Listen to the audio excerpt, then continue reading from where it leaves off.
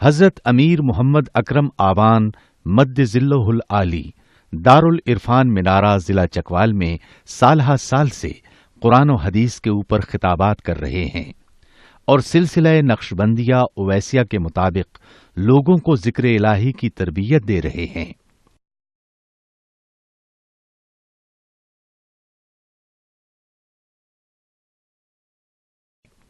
وہ قرآن پاک کی تفسیر ترتیب وار بیان کر رہے ہیں۔ تفسیر قرآن کو وہ موجودہ ملکی اور بین الاقوامی حالات کے مطابق بیان کرتے ہیں۔ موٹر وے سے کلر کہار کے انٹرچینج سے نکلتے ہوئے کلر کہار کی جھیل سے ہوتے ہوئے میانی، بوچھال اور نورپور سے گزرتے ہوئے دارالعرفان منارہ پہنچ سکتے ہیں۔ حضرت امیر محمد اکرم آوان نے بچیوں اور بچوں کی دینی اور دنیاوی تعلیم کے لیے سقارہ اکیڈمی کے نام سے ایک درسگاہ بھی قائم کی ہے۔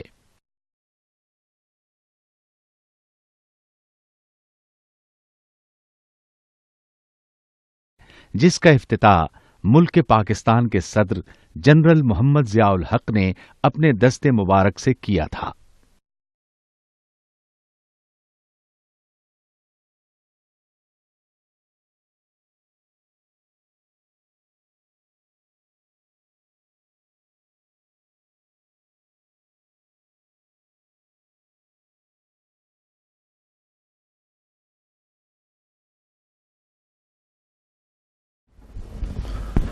الحمد للہ رب العالمین والصلاة والسلام علی حبیبہ محمد وآلہ وصحبہ اجمعین۔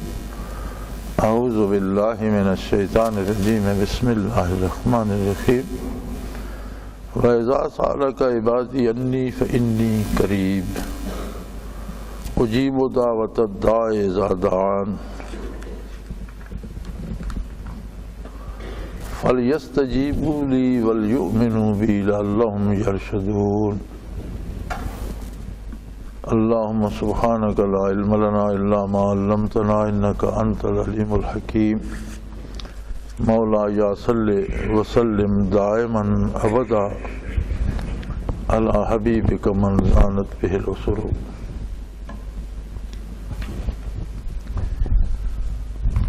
تمام احکام شریعت اور تمام عبادات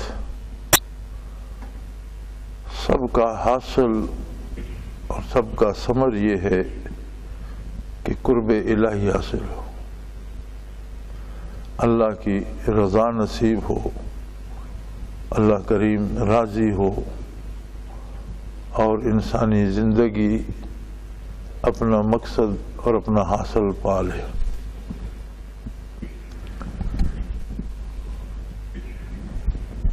قرآن حکیم میں ہے وَمَا خَلَقْتُ الْجِنَّ وَالْإِنسَ إِلَّا لِيَعْبُدُونَ، میں نے جنوں کو انسانوں کو اس لیے پیدا کیا ہے کہ وہ مجھے پہچانیں۔ یعبدون کے نیچے مفسرین نے جو ترجمہ یہاں فرمایا وہ ہے لیعرفون، وما خلقت الجن والانس الا لیعبدون اے لیعرفون۔ ترجمہ یہ کیا ہے کہ وہ مجھے پہچانے، میری عظمت کو پہچانے، میری جلالت کو پہچانے اور کوئی میرے جاننے والا ہو۔ حدیث قدسی میں ہے، ارشاد باری تعالی ہے کنت کنزا مخفیا، میری ذات جو کائنات کی خالق بھی ہے، مالک بھی ہے، کائنات کی پالنے والی بھی ہے، اس میں ملائکہ بھی تھے جو اللہ کی مخلوق تھے، نوری مخلوق بھی تھی، جن بھی پیدا فرمائے، پھر بعد میں انسان بھی پیدا فرمائے۔ تو جنوں اور انسانوں کو باقی ساری مخلوق کے بعد پیدا فرمایا، نظام کائنات بنا دیا، زمینیں پھیلا دی، آسمان بنا دیے، ان پر فرشتے پیدا کر دیے، بے پناہ مخلوق بنا دی۔ وہ خود جانے اس کی مخلوق کتنی تھی اور اب کتنی ہے۔ لیکن ساری مخلوق میں یہ استعداد نہیں تھی کہ وہ اللہ کی ذات کو بھی پہچانے. حکم کے پابند تھے. فرشتوں کو جو حکم ملتا تھا وہ کرتے تھے، لیکن اللہ کا حکم اللہ کی طرف سے القاء ہو جاتا تھا. اللہ کا حکم کوئی لانے والے نہ کارندے ہوتے تھے، نہ اللہ کسی کے روبرو ہوتا تھا، نہ کوئی اللہ کو دیکھتا تھا، بلکہ کلام الہی جو القاء ہوتی ہے یا وحی ہوتی ہے یا جس طرح بھی، تو اسے سننے کے لیے بھی کان ضروری نہیں ہوتے، بلکہ وجود کا ہر ذرہ اسے سنتا ہے، سارا وجود کان بن جاتا ہے. تو فرشتے تھے، ملائکہ تھے، حاملین عرش تھے، لیکن سارے حکم کے بندے تھے. حاکم کون ہے اور کیسا ہے یہ ان کا موضوع نہیں تھا، اس کی ان میں مجال اور جرأت ہی نہیں تھی. کنتو کنزن مخفین، میں ایسے چھپا ہوا تھا اپنی مخلوق سے جیسے کوئی خزانہ چھپا دیا جاتا ہے. کسی کو خبر ہی نہیں ہوتی کہ اس کا راستہ کدھر ہے، اس میں سرمایہ کتنا پڑا ہے، اسے حاصل کیسے کیا جا سکے. کسی کو کوئی جیسے چھپا ہوا خزانہ ہوتا ہے. فَأَحْبَبْتُ أَنْ أُعْرَفَ، پھر مجھے یہ بات پسند آئی، کوئی میرا جاننے والا بھی ہونا چاہیے. میری مخلوق میں کوئی ایسا بھی ہو جو مجھے جانے، مجھے سمجھے، مجھے پہچانے، اور پھر میری عظمت کا، میرے جمال کا، میری قدرت کا وہ اتنا شیدا ہو کہ میرے لیے پاگل ہو جائے، مجھے چاہنے لگ جائے، میرا قرب تلاش کرے، مجھ تک واسطے، وسیلے، ذرائع، طریقے تلاش کرے کہ کسی طرح میں اللہ کے روبرو جاؤں، میں اس مالک کو دیکھوں جس نے یہ ساری کائنات پال رکھی ہے، دنیا بنائی ہے، آخرت بنائی ہے، جنت و دوزخ بنائی ہے، زمین آسمان بنائے ہیں، دریا پہاڑ بنائے. وہ کون ہے، کیسا ہے، کہاں ہے؟ ان سوالوں کا جواب تلاش کرنے کے لیے فخلقت الخلق، میں نے اس مخلوق کو، انسان کو پیدا فرما دیا. اور پہلا انسان جو زمین پر بھیجا وہ اللہ کو جانتا تھا، اللہ کو پہچانتا تھا، اللہ کی ذات سے واقف تھا، اللہ کی صفات سے واقف تھا، اور پہلا انسان ہی اللہ کا نبی تھا. جو پہلا انسان زمین پہ اتارا وہ خود اس کا نبی تھا. نور نبوت وہ آئینہ ہے یا وہ ذریعہ ہے جس میں جمال الہی کو بھی دیکھا جا سکتا ہے اور کلام الہی بھی سنی جا سکتی. وَكَلَّمَهُ رَبُّهُ تَكْلِيمًا، اللہ نے اس سے ایسے کلام کیے جیسے کلام کرنے کا حق ہوتا ہے، پورا جس طرح ہم کلام ہوا جاتا ہے اس طرح ہم کلام. اب یہ منصب تو صرف اور صرف انبیاء علیہ السلام کے حصے میں آیا. اور یہ یاد رہے کہ اس بات پہ اتفاق ہے علماء حق کا کہ جنوں میں کوئی نبی نہیں ہوا. انسانوں سے پہلے زمین پر جنات آباد تھے. جب وہ بگڑتے تھے تو آسمان سے فرشتے آتے، کسی کو اللہ کے حکم سے سزا دیتے، قتل کرتے، قید کرتے، کسی کو محض مار پڑتی، جس طرح اللہ کا حکم ہوتا انہیں سیدھا کر کے ان میں کوئی جو نیک ہوتا اسے حکمران بنا کے چلے جاتے. پھر آہستہ آہستہ بگاڑ آ جاتا تو پھر یہی طریقہ دہرایا جاتا. بلکہ ابلیس کے بارے بھی یہ لکھا گیا کہ جب یہ فرشتوں میں اسے بھی ایک اہم مرتبہ حاصل تھا تو چونکہ یہ خود جنوں میں سے تھا تو اللہ کریم اس کی سربراہی میں فرشتے دیتے اور یہ آ کے اصلاح کا عمل کرتا. زراہ تفاخر بفوج ملک، گہے بر زمیں بود گہ بر فلک، کہ بڑے فخریہ انداز میں فرشتوں کی فوج لی ہوئے کبھی زمین پہ آتا کبھی آسمانوں پہ چلا جاتا. تو یہ سلسلہ چلتا رہا حتیٰ کہ پھر جنوں سے زمین خالی کرا لی گئی اور انہیں بلند پہاڑوں کی طرف دھکیل دیا گیا. حکم ہوا انہیں کہ چھوڑ دو زمین اور چلے جاؤ بلند پہاڑوں میں. تو اب بھی جو طاقتور قبائل ہیں جنوں کے وہ بلند پہاڑوں میں پائے جاتے ہیں. یہاں ہمیں جو تنگ کرتے رہتے ہیں یہ تو کوئی کمین یہ فالتو قسم کے ہیں. تو ہم میں تو اتنی سخت بھی نہیں کہ ان کو فیس کر سکے. تو آپ اگر کبھی شمالی علاقہ جات کے گلگت چترال ادھر کے یا آزاد کشمیر کی شمالی علاقہ جات شاید کچھ لوگ جہاں ہوں بھی بیٹھے ان کو دیکھیں تو ہر ایک کو ایک پرابلم ہر گھر کو بنی ہوتی ہے چونکہ وہاں بڑے طاقتور جنات ہیں. زمین خالی کرا کے آدم علیہ نبینا علیہ الصلوۃ والسلام کو اتارا گیا اور نسل انسانی شروع ہوئی اور پہلا انسان اس مخفی خزانے کے جاننے والا تھا. اس راستے سے بھی آگاہ تھا جس راستے سے وہاں تک پہنچا جا سکتا ہے. اور وہ خزانہ کیا ہے, اللہ کون ہے اور اللہ کیسا ہے, اس کی ذات کیسی ہے, اس کی صفات کیسی ہیں, یہی معرفت الہی ہے. اور اس ساری بات کو اللہ کا نبی جانتا تھا.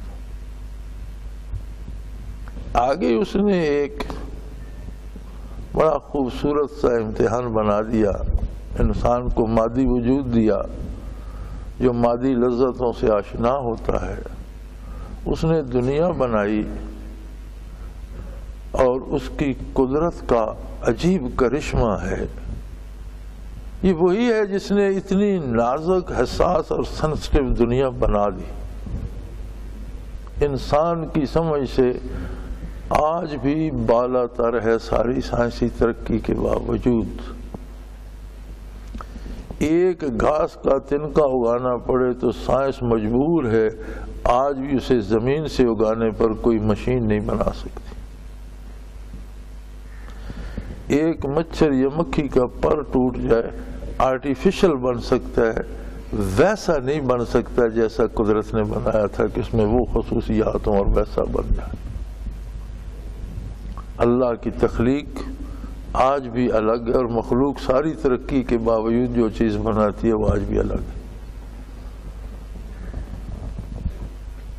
تو یوں نسل انسانی کا سلسلہ چلتا رہا. یہ بچپن تھا انسان کا, پھر جوں جوں وہ بڑھا, تعداد بھی بڑھی, شعور بھی بڑھا, عقلیں بھی بڑھیں, ضرورتیں بھی بڑھیں. اسی طرح پے در پے انبیاء مبعوث ہوتے رہے. اور ایک بات کہ اللہ کی ذات اور صفات, آخرت, ملائکہ, ضروریات دین تمام نبیوں میں ایک ہی بات ہے اور سب ایک بات پہ متفق. احکام شریعت میں حسب استعداد اختلاف رہا. حالات کے مطابق جتنا لوگوں میں شعور تھا, جتنے لوگوں میں استعداد تھی, جتنی لوگ معرفت کے حامل تھے, اس کے مطابق مختلف شریعتوں میں احکام مختلف تھے. تاکہ انسانیت بالغ ہو گئی, اپنے کمال کو پہنچ گئی. اللہ نے وہ رسول صلی اللہ علیہ وسلم مبعوث فرمایا جو بیک وقت ساری انسانیت کے لیے اللہ کا رسول. اور یہ بہت بڑی بات ہے. ہر نبی نے اصلاح فرمائی, لیکن جہاں مبعوث ہوا اس علاقے کی, اس قوم کی, ان لوگوں کی, ان کے جو حالات تھے, ان کے جو موسم تھے, ان کے جو مزاج تھے, ان کی جو ضروریات تھیں اور وہ جو عہد تھا اس کے مطابق. آج سائنس کو فخر ہے کہ گلوبل ولیج بن گیا. گلوبل ولیج تو اس دن بن گیا تھا جس دن محمد رسول اللہ نے اعلان فرمایا ایھا الناس انی رسول اللہ علیکم جمیعا, اے اولاد آدم میں تم سب کے لیے اللہ کا رسول ہوں. تو گلوبل ولیج تو اس دن بن گیا کہ ساری دنیا, ساری کائنات, علاقے مختلف ہیں, ان کے موسم مختلف ہیں, حتیٰ کہ دن رات کا فرق ہے. ایک جگہ دن ہوتا ہے, دوسری جگہ رات ہوتی ہے. موسموں کا فرق ہے، مزاجوں کا فرق ہے، غذاؤں کا فرق ہے، عادات کا فرق ہے، طبیعتوں کا فرق ہے، علم کا فرق ہے، فکر کا فرق ہے، قد کاٹ کا فرق ہے، رنگوں کا فرق ہے۔ کون سا اختلاف ہے جو نسل انسانی میں نہیں؟ تو جب رسول ساری انسانیت کے لیے اللہ نے مبعوث فرمایا صلی اللہ علیہ وسلم، تو اس کا مطلب یہ ہے کہ اللہ نے اسے ایسا نظام عطا فرمایا جو بیک وقت ساری انسانیت کے لیے آسان اور قابل عمل ہے، اور زندگی کے سارے راستوں سے آسان راستہ ہے، جینے کے تمام راستوں سے آسان اور قابل عمل ہے۔ اس کے بعد انسان کو ضرورت ہوتی ہے ایک نظام کی، جہاں مل جل کر رہتا ہے وہاں کچھ حدود و قیود ہوتی ہیں، کچھ اس کے حقوق ہوتے ہیں، کچھ اس کے فرائض ہوتے ہیں۔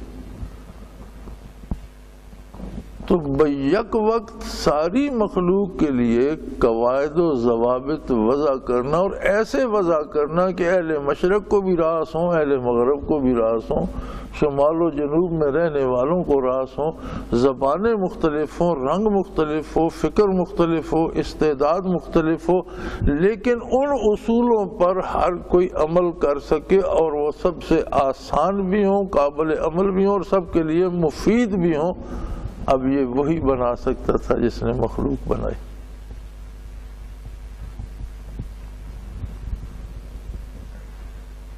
پھر ایک پہلو اس کا اور بھی ہے، جب حضور اکرم صلی اللہ علیہ وسلم مبعوث ہوئے، اس وقت کے لیے یہ 100 سال کے لیے، 50 سال کے لیے ایک عالمی نظام بن جاتا،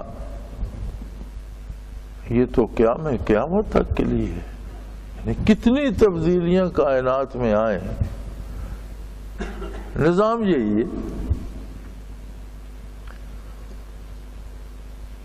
تبدیلیاں کیا آتی ہیں؟ اسلام کی بنیاد اس بات پر ہے کہ تبدیلیاں کیا آئی ہیں اس زمانے سے اس زمانے تک۔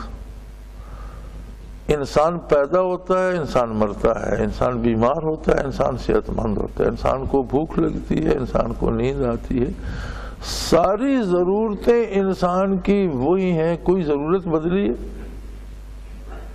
تکمیل کے ذرائع بدلے ہیں۔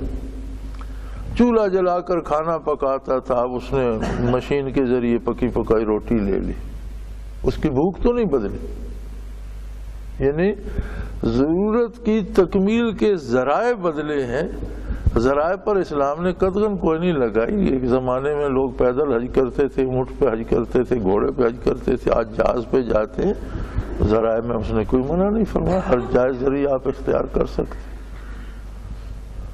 آگے بھی جو تبدیلیاں قیامت تک آئیں گی تو ذرائع میں آئیں گی، انسانی حالات نہیں بدلے کہ اس کا توالد و تناسل بدل جائے، یا اس کا مرنا جینا بدل جائے، یا اس کی بھوک اور پیاس بدل جائے، یا گرمی سردی کو محسوس کرنا بدل جائے۔ تو ایسا خوبصورت، ایسا جامع، ایسا مکمل ترین نظام حیات عطا فرمایا کہ جو سب سے آسان راستہ ہے جینے کا۔ اور مزے کی بات یہ ہے کہ اسی آسان زندگی کو اپنی معرفت کا سبب بنا دیا کہ تم مزے سے جیو، جس طرح میرا نبی صلی اللہ علیہ وسلم تمہیں حکم دیتا ہے اس طرح کرو، جس بات سے روکتا ہے رک جاؤ، تو یہ تمہیں میرا جمال جہاں آرا دکھانے کا سبب بن جائے گا۔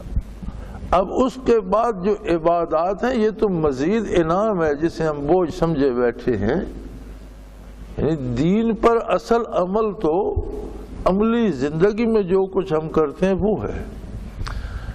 نماز، روزہ، حج و زکوٰۃ یا جو عبادات جتنی ہیں یہ اس پر مزید انعام ہے کہ چونکہ تم میرے نبی کی اطاعت کرتے ہو، تم میرے حکم کی اطاعت کرتے ہو، تو آؤ مجھ سے روبرو تم بھی بات کر لو۔ یعنی جس اللہ کا نشان نہیں ملتا تھا، جو فلسفیوں سے حل نہ ہوا اور نکتہ وروں سے کھل نہ سکا، وہ راز کملی والے نے بتلا دیا چند اشاروں. دنیا کے دانا موجود تھے، دانشور موجود تھے، شاعر موجود تھے، فلاسفی موجود تھے، مورخ موجود تھے. کون سا فن تھا جو نہیں موجود تھا؟ لیکن کوئی اللہ کو نہیں جانتا تھا. ایک جملے میں ساری پہچان کرا دی لا الہ الا اللہ. اور اس ساری کا سبب ہے محمد الرسول اللہ. کر دیا ہم سکون بندوں کو خدا سے تو نے. اب جب آدمی بازار میں، زندگی میں، میدان میں، کاروبار میں، دوستی دشمنی میں اللہ کے حبیب صلی اللہ علیہ وسلم کی پیروی کر کے آتا ہے، پھر اللہ کی حضور دست بستہ اللہ اکبر کہہ کر ساری کائنات سے کٹ جاتا ہے، پھر اللہ سے بات کر رہا ہوتا ہے. حضور نمازی کے بارے حضور اکرم صلی اللہ علیہ وسلم فرماتے ہیں فَإِنَّهُ يُنَاجِي رَبَّهُ. اپنے رب سے سرگوشیاں کر رہا ہے، اسے ڈسٹرب مت کرو، اسے مت چھیڑو، اس کے آگے سے نہ گزرو، شور نہ کرو، وہاں سے بات کرنے کا.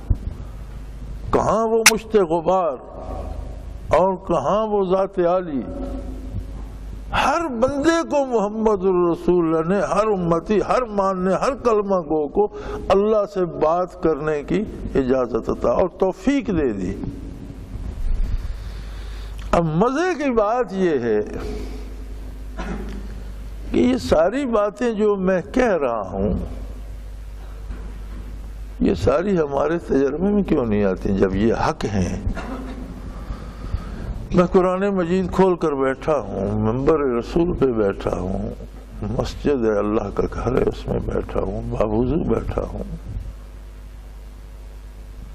میرے سامنے قرآن اللہ کا کھلا ہوا پڑا ہے. میں جھوٹ تو نہیں بول رہا ہوں، حوالے دے رہا ہوں محمد رسول اللہ کے ارشادات کے، قرآن کی آیات کے. تو جو سچ میں کہہ رہا ہوں یہ سچ ہم نے کبھی فیل ہی نہیں کیا. ہم نماز پڑھتے ہیں تو ہمیں جلدی ہوتی ہے، اٹھے بیٹھے سجدے پورے کریں اور گئے بھاگ گئے. وضو کرتے ہیں تو ہمیں کوئی مزہ نہیں آتا وضو کرنے میں. کوئی آدھا بازو گیلا، آدھا خشک رہ گیا، کچھ ٹوٹل پورا کیا جو رکن ہے اور ہم بھاگ گئے. آپ بیٹھ جائیں کسی مسجد میں، لوگ آتے ہیں سنتیں ادا کرتے ہیں، نوافل ادا کرتے ہیں، آپ بیٹھ کے دیکھیں بہت کم لوگ ہوں گے جو رکوع پورا کریں، بہت کم لوگ ہوں گے جو سکون سے سجدہ کریں. ایسے جیسے پیچھے کوئی پولیس لگی ہوئی ہے اور اس نے ٹوٹل پورا کرنا ہے بھاگ دوڑ کے. یہ کیا جو میں بات کہہ رہا ہوں کہ وہ اللہ سے ہم کلام ہے. جو ہم دیکھتے ہیں وہ یہ ہے کہ وہ جان چھڑا رہا ہے کہ میں یہاں سے بھاگوں کیسے. یہ عجیب بات ہے میرے بھائی. نبی جو ہوتا ہے وہ دو چیزیں لاتا ہے. ایک ہوتی ہیں تعلیمات نبوت، یہ سارا اللہ کون ہے، اللہ کیسا ہے، اللہ کہاں ہے، اللہ کس بات پہ راضی ہے، اللہ کس بات پہ خفا ہے، حلال کیا ہے، حرام کیا ہے، کیا کرنا ہے، کیا نہیں کرنا، عبادت کیسے کرنی ہے، نماز کیسے پڑھنی ہے، اس میں پڑھیں گے کیا، تسبیحات کیا ہوں گی، رکوع و سجود کیا ہے، رکعتیں کتنی، یہ سارا کیا ہے تعلیمات نبوت. ایک بات اور ہوتی ہے، یہ ساری چیزیں زبانی ہوتی ہیں، کلام میں ہوتی ہیں، لکھی جاتی ہیں، پڑھی جاتی ہیں. ایک بات اور ہوتی ہے، وہ ہوتی ہیں برکات نبوت.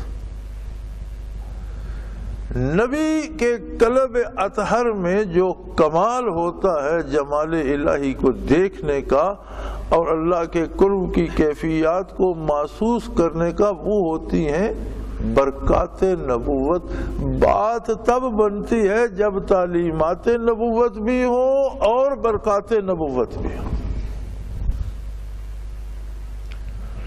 تعلیمات پر عمل کرے اور دل میں برکات ہو تو وہ جو سجدہ کرتا ہے وہ اور سجدہ ہوتا ہے.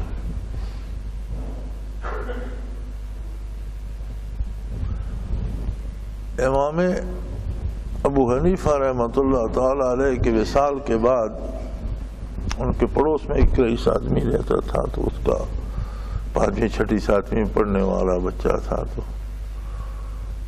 تو اس نے کہا ابا یہ ہمارے پڑوس میں ایک بڑا خوبصورت ہوتا تھا ستون بنا ہوا، کبھی رات کو آنکھ کھلتی یا سحری کو آنکھ کھلتی تو یہاں ایک ستون ہوتا تھا، تو وہ آج کل تو نظر نہیں آتا۔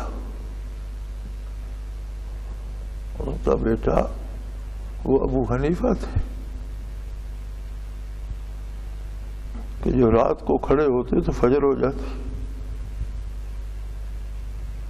اب وہ اس دنیا میں نہیں رہے۔ یہ عجیب بات ہے، ایسے لوگ سیدنا عثمان رضی اللہ تعالیٰ عنہ وتر کی 1 رکعت نماز پڑھا کرتے تھے، لیکن اس 1 رکعت میں سورۃ فاتحہ کے بعد والناس تک قرآن ختم کر کے رکوع فرماتے تھے، اور کئی اصحاب کرام سے یہ ملتا ہے کہ وہ 1 رکعت میں 30 پارے پڑھ لیتے۔ کیا عجیب بات ہے، کیسے پڑھ لیتے تھے؟ ہم 2 رکوع پڑھے تھک جاتے، وہ کیوں نہیں تھکتے تھے؟ ان کے پاس وہ کیفیات بھی تھی۔ میرے بھائی، کسی انسان سے، کسی بشر سے دوستی ہو، محبت ہو اور وہ مل جائے تو رات چھوٹی پڑ جاتی ہے، تو جس کا تعلق جمال باری سے ہو اور جمال الہی سامنے ہو اس کے لیے رات کم پڑ جاتی ہے، اس میں تو برسوں بیت جائے تو ایک سجدے میں بیت جائے۔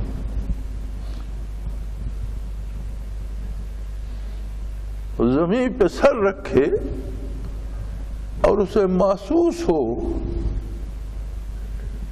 کہ جس پہ میں نے سر رکھا ہے، جس کے سامنے، اس نے مجھ پہ لطف و کرم کی نگاہ ڈالی ہے، تو کیوں سر اٹھائے گا؟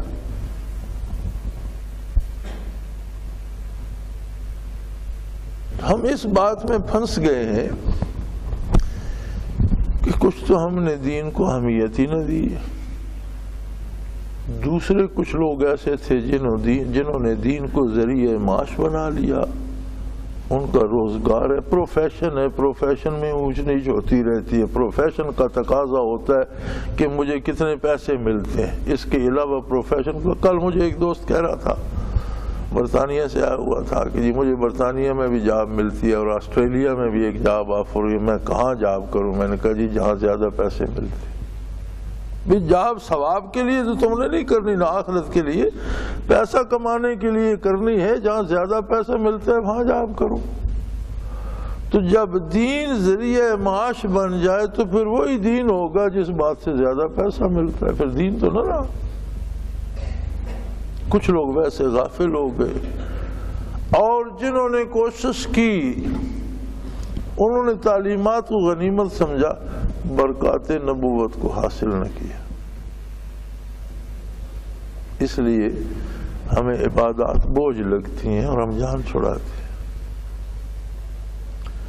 برکات نبوت وہ ہیں جو نبی صلی اللہ علیہ وسلم کی ایک نگاہ سے ایک نو مسلم کو شرف صحابیت عطا کر کے، ابھی کلمہ پڑھا، ایک نگاہ پڑی حضور اقدس پر یا آپ صلی اللہ علیہ وسلم کی نگاہ پڑی، وہ صحابی ہو گیا۔ اب صحابی محض ایک اصطلاح نہیں ہے، صحابی کا مفہوم ہے کہ تمام خلوص میں، دیانت میں، امانت میں، تعلق باللہ میں، عبادت، ریاضت، ہر کام میں باقی غیر صحابہ سے افضل ترین آدمی۔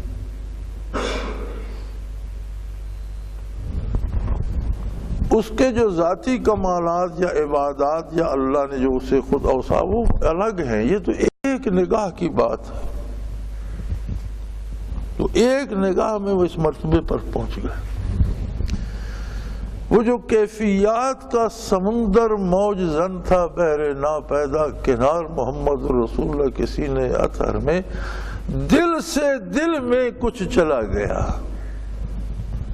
صحابہ کے کوئی قد بدل گئے تھے، رنگ بدل گئے تھے، ولیے بدل گئے تھے؟ نہیں، وہی لوگ، وہی انسان تھے،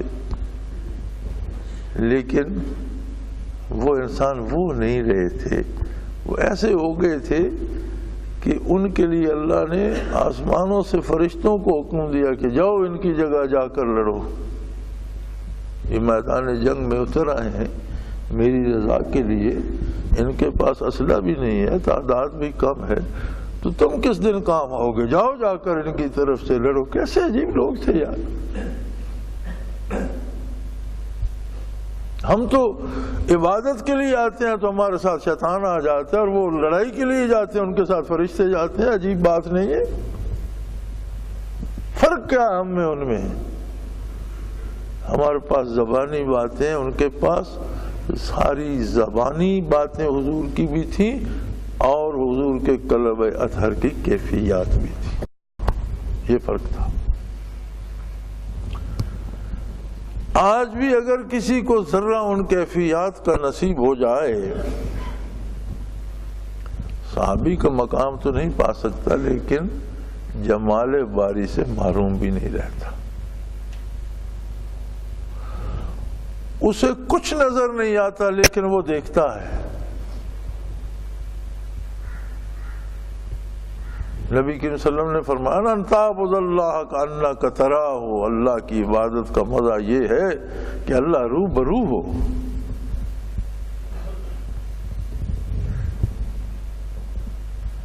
وہ ایک ہمارے لڑکپن میں ایک قوالی ہوا کرتی تھی، پردے سے نکلو پردہ نشیں، تیرے در پہ پڑے گھستے ہیں جبیں، تو سامنے ہو میں سجدہ کروں تب لطف ہے سجدہ کرنے کا، تو اور کہیں میں اور کہیں تیرے نام کا سجدہ کون کرے؟ تو یہ خالی اور بے کیف سجدے بوجھ ہی ہوں گے نا جب سامنے کچھ بھی نہیں ہے۔ وہ پہلے مخفی تھا، آج بھی ہم سے مخفی ہو تو سجدے بوجھ ہی بنیں گے، کیا بنیں گے سجدے؟ تو سامنے ہو میں سجدہ کروں تب لطف ہے سجدہ کرنے کا، تو اور کہیں میں اور کہیں تیرے نام کے سجدے کون کرے؟ تو بات لمبی ہو گئی،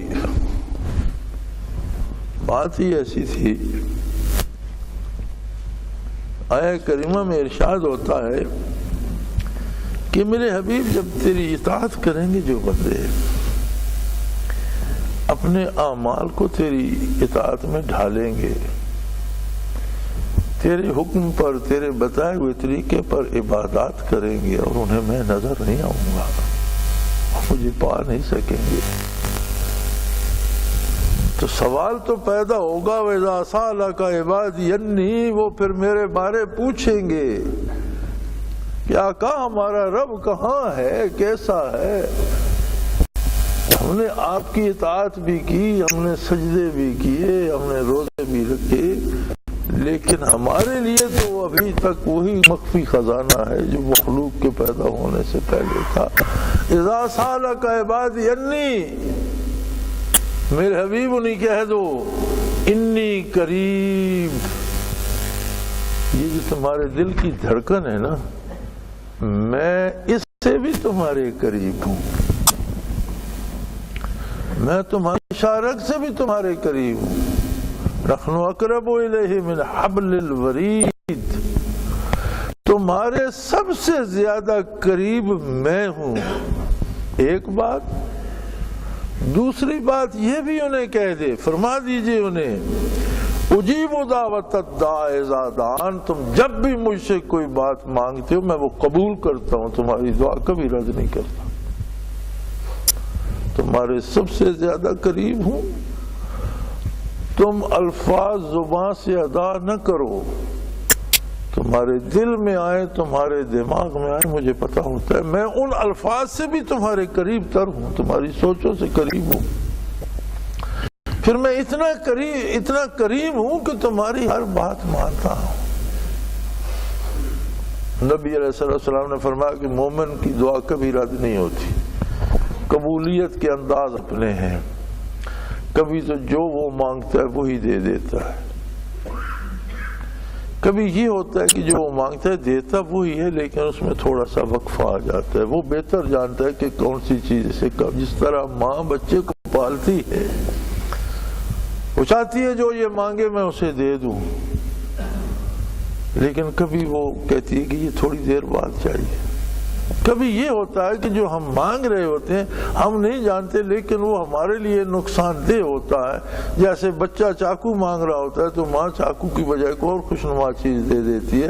اللہ کریم اس دعا کو رد نہیں کرتے، اس کے بدلے ہمیں بہتر چیز دے دیتے. پھر فرمایا اگر کچھ بھی نہ ملے دنیا میں اسے تو اللہ اسے اپنے خزانے خاص میں رکھتا ہے جس کی فرشتوں کو بھی خبر نہیں.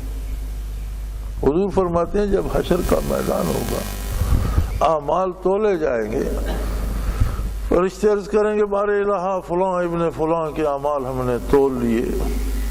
اللہ کریم فرمائے گا نہیں، سارے نہیں، اس کے کچھ میرے پاس بھی امانت ہے. بار الہ آپ کے پاس تو ہے، اس نے دنیا میں دعائیں کی تھیں، اس وقت وہ موضوع نہیں تھیں، لیکن میں نے اس کے آخرت کے خزانے میں اپنے پاس جمع کر لی، وہ بھی لے جاؤ. حضور فرماتے ہیں بڑے بڑے مستجاب الدعوات اس دن آرزو کریں گے کہ کاش دنیا میں میری کوئی دعا قبول نہ ہوئی ہوتی، آج میرے ترازو میں آتی. فرمایا دعا کیا کرو. حضور فرماتے ہیں جوتے کا تسمہ ٹوٹ جائے تو اللہ سے دعا کرو اللہ مجھے تسمہ دلا دے. ہر کام کے لیے دعا کرو. تو فرمایا میرے بندوں کو دو باتیں بتا دو میرے حبیب کہ میں تمہارے سب سے زیادہ قریب ہوں اور میں تمہاری ہر خواہش پوری کرتا ہوں، ہر آرزو تمہاری جو ہے اسے قبول کرتا ہوں. لیکن تمہیں اس کا ادراک کیوں نہیں ہوتا؟ فرمایا فَلْيَسْتَجِيبُوا لِي، تمہیں ادراک اس لیے نہیں ہوتا کہ جو باتیں میں کرتا ہوں وہ بھی تو سنو.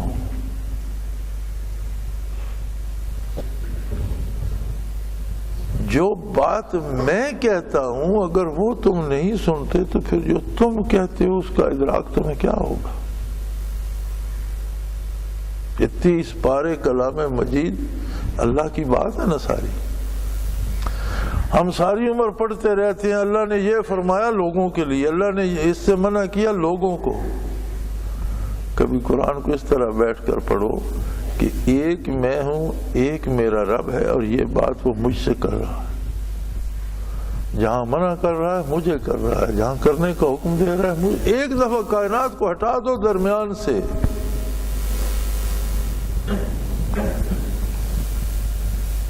ہمارے ایک مولوی صاحب ہیں یہاں، وہ جب بھی وہ جمعہ پڑھاتے ہیں تو وہ دوزخ سے ہی شروع کرتے ہیں اور دوزخ پر ہی تقریر ختم کرتے ہیں.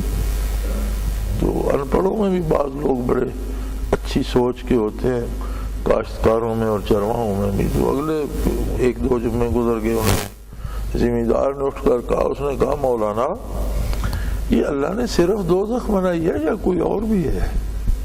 ہم نے تو سنا ہے کوئی اور جگہ بھی ہے، جنت وغیرہ بھی ہے، اور دوزخ کے لیے اسی گاؤں کے ہم ہی رہ گئے. یار کائنات کافروں سے دنیا بھری پڑی ہے، مولانا کچھ ہمارے ساتھ رعایت بھی برتو. تو یہ باتیں اس لیے ہوتی ہیں کہ ہم قرآن کو، وعید کو، عذاب کو دوسروں پر بانٹتے رہتے ہیں، نافرمانی دوسروں کے کھاتے.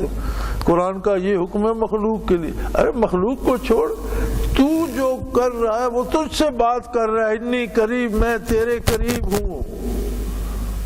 اجیب دعوت اذا دعان، میں تیری بات قبول کرتا ہوں جب تو مجھے پکارتا ہے. لیکن تو مجھ سے دور ہے، اب اس کا کیا علاج؟ فَلْيَسْتَجِيبُوا لِي، تو بھی تو میری بات قبول کر جو میں فرما رہا ہوں. تو مشت غبار ہے، تو پل پل میرا محتاج ہے، تیرا روح روح میرا محتاج ہے. تو میری بات سنتا ہی نہیں اور مجھے پابند کرتا ہے کہ میں تیری بات نہیں مانتا. تو جو مخلوق ہے، مجبور ہے، بے بس ہے. تو مجھ سے بے نیاز ہے اور مجھے پابند کرتا ہے کہ میں تیری باتوں پہ کان لگائے بیٹھا ہوں. میں تو تیری پھر بھی سنتا ہوں.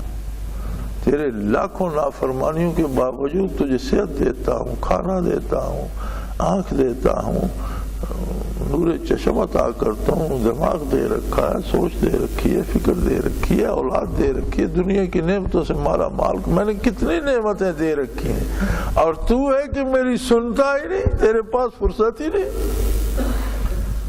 اور پھر تو کہتا ہے کہ اللہ کہاں ہے؟ جب تو میری طرف پشت کر کے کھڑا ہے اور پھر مجھ سے پوچھتا ہے کہ اللہ تو کہاں ہے، میں تو تیرے سب سے قریب ہوں، تو بھی تو میری طرف متوجہ ہو، تو بھی تو برکات محمد صلی اللہ علیہ وسلم کو سینے میں سجا کے تیرے دل کی آنکھ کھلے، تیرے سجدے، تیرے قیام، تیرے رکوع میں مزہ آ جائے، تو دعا کے لیے ہاتھ اٹھائے تو تجھے پتا ہو کہ میرے ہاتھوں پر تجلیات باری رقصاں ہیں، کام ہو نہ ہو تجھے بات کرنے کا مزہ آ جائے۔ جنہیں یہ نصیب ہوتا ہے وہ کام کے لیے دعائیں نہیں کرتے، انہیں چسکا پڑ جاتا ہے کہ بات تو اللہ سے ہو رہی ہے، آگے جو ہوگا اس کی مرضی، جو جی چاہے اس کا کرے گا، بات تو رب العالمین سے کر رہا ہوں۔ دعا کا یہ مفہوم کیا کم ہے، یہ درجہ کیا کم ہے کہ ایک بندہ بیٹھا براہ راست اللہ کریم سے بات کر رہا ہے۔ تو فرمایا میں تو قریب تر ہوں، میں تمہاری دعائیں بھی قبول کرتا ہوں، فَلْيَسْتَجِيبُوا لِي، تم بھی تو یار میری بات سنو، وَلْيُؤْمِنُوا بِي، مجھے مان کر تو دو، مجھے مانو تو صحیح کہ اللہ بھی ہے۔ وہ قرآن نے فرمایا نا ان الصلاۃ تنہی عن الفحشاء والمنکر، نماز بے حیائی اور برائی سے روک دیتی۔ کیا خاک روکتی ہے؟ ہم سارے دکاندار نمازی ہیں، 5 نمازیں پڑھتے ہیں، تولتے کم ہیں، قیمت دگنی لیتے ہیں، چیز غلط دیتے ہیں، ہر خرابی کرتے ہیں، تو نماز ہمیں کیوں نہیں روکتی؟ بھئی نماز ہو تو روکے، اگر رسم نماز ہو تو وہ کیا روکے گی؟ اگر نماز ہو تو روکے۔ زندگی میں اللہ نے ایک بار حج فرض کیا ہے صاحب استطاعت پر، کہ جس کے پاس اخراجات ہوں، صحت بھی ساتھ دے، کوئی خطرہ بھی نہ ہو، پسماندگان کو بھی اخراجات دے آئے، اتنے پیسے ہوں، ان کا انتظام بھی ہو جائے، تو زندگی میں ایک مرتبہ حج کر لے۔ حضور اکرم صلی اللہ علیہ وسلم نے فرمایا کہ حاجی گناہوں سے اس طرح پاک ہوتا ہے جیسے آج پیدا ہوا۔ لیکن ہمارا آج کا تجربہ اس کے برعکس ہے، ہر دکاندار، ہر بیوپاری، ہر کارو جسے دیکھو حاجی ہے، لیکن الٹی چھری سے ذبح کیے جا رہا ہے۔ تو یہ کیوں نہیں ٹھیک ہوتے؟ حج نہیں ہوتا، رسم حج ہوتی ہے۔ حج ہوتا تو جانے والا بندہ اور ہوتا، اور جو مڑ کے آتا وہ دوسرا بندہ ہوتا، اس کی شخصیت بدل جاتی، اس میں محبت، پیار، کرم آ جاتا، امانت، دیانت آ جاتی، اس کی ساری لین دین بدل جاتے۔ تو فرمایا میں تو تمہارے قریب ہوں، سب سے قریب ہوں، میں تمہاری بات مانتا بھی ہوں، یہ تم ہو جو میری بات سنتے بھی نہیں ہو، مانتے بھی نہیں۔ خرابی یہاں ہے، جہاں سے رحمتیں بٹ رہی ہیں، جمال الہی تقسیم ہو رہا ہے، وہاں خرابی نہیں ہے، تم نے اپنا ریسیور خراب کر رکھا ہے۔ اپنے آپ کو ٹھیک کرو، اپنی سمت صحیح کرو، اپنے ارادے ٹھیک کرو، برکات محمد صلی اللہ علیہ وسلم سے دلوں کو سجاؤ، احکام شریعت سے کردار کو روشن کرو، اور پھر دیکھو کہ میں تمہارے ہر سجدے میں تمہیں گلے لگا لیتا ہوں، میں تمہارے ہر قیام میں تمہیں پیار کرتا ہوں، میں تمہاری ہر بات پہ تم پر اپنے انوارات و برکات برساتا ہوں۔ فرمایا میری بات مانو اور مجھے مانو، وَلْيُؤْمِنُوا بِي، اور ساری عمر کلمہ پڑھتے رہے، تم نے مجھے مان کر نہیں دیا۔ یہ عجیب بات ہے، ہم کلمہ پڑھتے ہیں، اللہ فرماتا ہے تم نے مجھے مانے ہی نہیں۔ جب کلمہ پڑھ کے مرضی اپنی کرتے ہیں تو مانا کیسے؟ ماننے کا مطلب تو یہ ہے کہ ہماری آرزویں ہماری نہ رہیں، اللہ کے احکام بن جائیں۔ اگر ہر کام ہم نے اپنی مرضی سے کرنا ہے تو مانا کس بات کو؟ فرمایا میں تو قریب ہوں، تم دور ہو۔ ہمارے ایک ڈاکٹر صاحب ہوتے تھے سیالکوٹ کے، جماعت کے ساتھی تھے، میں سیالکوٹ ٹھہرا ہوا تھا اور سحری کا ذکر ہم نے اکٹھے کیا، نماز اکٹھے پڑھی، ڈاکٹر صاحب چلے گئے، تو تھوڑی دیر میں واپس آ گئے، بڑے مزے کے آدمی تھے۔ میں نے وہ ایک شخص دیکھا ہے، اس اپنے 3-4 گھنٹے پریکٹس کرتا تھا، لیکن تو بڑا رش ہوتا تھا، اچھا ڈاکٹر تھا، تو جب اذان مؤذن اللہ اکبر کہتا تو آدھی پرچی کسی کی لکھی ہوتی وہیں قلم رکھ دیتے، باقی نماز پڑھ کے آ کے لکھو۔ جیسے ڈاکٹر صاحب ابھی جماعت میں 10 منٹ رہتے ہیں، یہ وہ کہتا میری یہ حیثیت ہے کہ اللہ کے گھر سے بلاوا آئے اور میں کہوں جی میں یہ پرچی لکھ کر آتا ہوں، یہ میری حیثیت ہے، یہ میں کر سکتا ہوں؟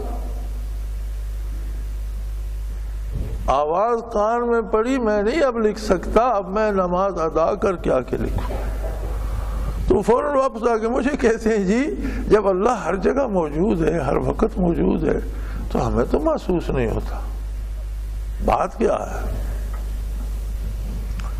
ان کا سوال ایسے اچانک تھا جیسے کوئی گولا پھٹ پڑتا ہے۔ میں نے عرض کی، اللہ نے مجھے سجھا دیا، میں نے کہا ڈاکٹر صاحب وجہ ہم خود ہیں، آپ کہتے ہیں میں نے پوچھا، آپ کہتے ہیں میں آیا، آپ کہتے ہیں میں نے یہ کیا، اس میں کو نکال دو، مٹا دو، اللہ روبرو ہو جائے گا، آپ کو نظر بھی آئے گا، آپ کو سنائی بھی دے گا۔ لیکن جب ہر جگہ میں موجود ہے تو پھر ہم اس میں کے پیچھے چھپے ہوئے، اللہ تو ظاہر باہر ہے۔ تو میرے بھائی بات وہی یہاں فرمائی جا رہی ہے کہ مجھے مانو تو صحیح، جب تم میں سے ہر ایک خدا بنا ہوا اور اپنی بات منوانا چاہ رہا ہے تو پھر مجھے کب مانتے ہو؟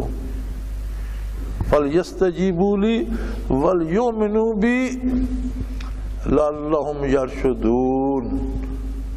فلاح کا، رشد کا، نیکی کا اور بھلائی کا راستہ صرف یہ ہے، مجھے مانو، میری بات بھی سنو۔ وآخر دعوانا الحمدللہ رب العالمین۔